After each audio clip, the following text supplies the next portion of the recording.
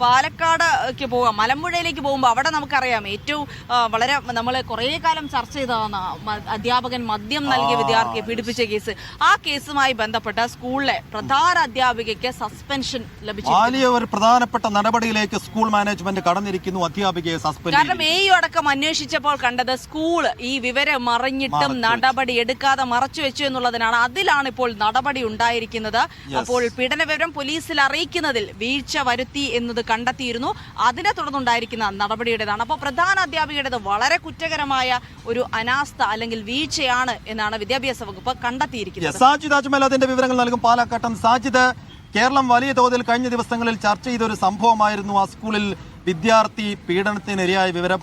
അപ്പോൾ നിശ്ചയമായും അങ്ങനെ ഒരു പീഡനത്തിന് കുട്ടി ഇരയായിട്ടുണ്ടെങ്കിൽ പ്രധാനാധ്യാപിക അടക്കം അവിടെ മാനേജ്മെന്റ് അടക്കം അധ്യാപകർ അത് അറിയും എന്ന വസ്തുത കഴിഞ്ഞ ദിവസങ്ങളൊക്കെ ചർച്ച ചെയ്താണ്. ഇപ്പോൾ അന്വേഷണത്തിലും കണ്ടെത്തിയത് അറിഞ്ഞിട്ടും മറച്ചുവെച്ചു. അതുകൊണ്ട് ഒരു ഗുരുതരമായ നടപടിയിലേക്ക് കടക്കുന്നു. എങ്ങനെയാണ് നടപടി?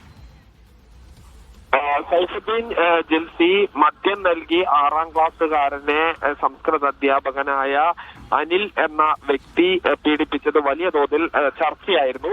ഈ വിഷയത്തിലാണ് ഇപ്പോൾ എയ്ഡഡ് സ്കൂളിലെ ഈ പ്രധാന അധ്യാപികയെ വിദ്യാഭ്യാസ വകുപ്പ് സസ്പെൻഡ് ചെയ്തിരിക്കുന്നത്. സാധാരണ ഈ മാനേജ്മെന്റ് ആണ് ഈ എയ്ഡഡ് സ്കൂളിലെ അധ്യാപകർക്കെതിരെ അത് ഈ പ്രധാന അധ്യാപകനാണെങ്കിലും നടപടി എടുക്കേണ്ടത്. പക്ഷെ ഇതിൽ മാനേജ്മെന്റിന് വലിയ വീഴ്ച വന്ന പശ്ചാത്തലത്തിലാണ് സ്കൂളിന്റെ നിയന്ത്രണം മുഴുവൻ എഇഒ ഏറ്റെടുക്കുകയും ഈ ഘട്ടത്തിൽ പ്രധാന അധ്യാപികയെ സസ്പെൻഡ് ചെയ്തത്. പീഡന വിവരം അറിഞ്ഞ ശേഷവും അത് പോലീസിൽ റിപ്പോർട്ട് ചെയ്യാതെ മറച്ചു വെച്ച് ഈ പീഡനത്തിനിരയായ കുട്ടിക്ക് നീതി വാങ്ങിക്കൊടുത്തില്ല എന്ന് കണ്ടെത്തിയതിന്റെ അടിസ്ഥാനത്തിലാണ് ഇപ്പോൾ സസ്പെൻഡ് ചെയ്തിരിക്കുന്നത്. ഈ മാനേജ്മെന്റിന് ഗുരുതരമായ വീഴ്ച സംഭവിച്ചിട്ടുണ്ട്. ഇതിന്റെ അടിസ്ഥാനത്തിൽ മാനേജറെ അയോഗ്യയാക്കുകയും ആ മാനേജർ എന്ന പദവി എഇഒ ഏറ്റെടുക്കുകയും ചെയ്യുന്നതിലേക്കുള്ള നടപടികളും പുരോഗമിച്ചുകൊണ്ടിരിക്കുകയാണ്.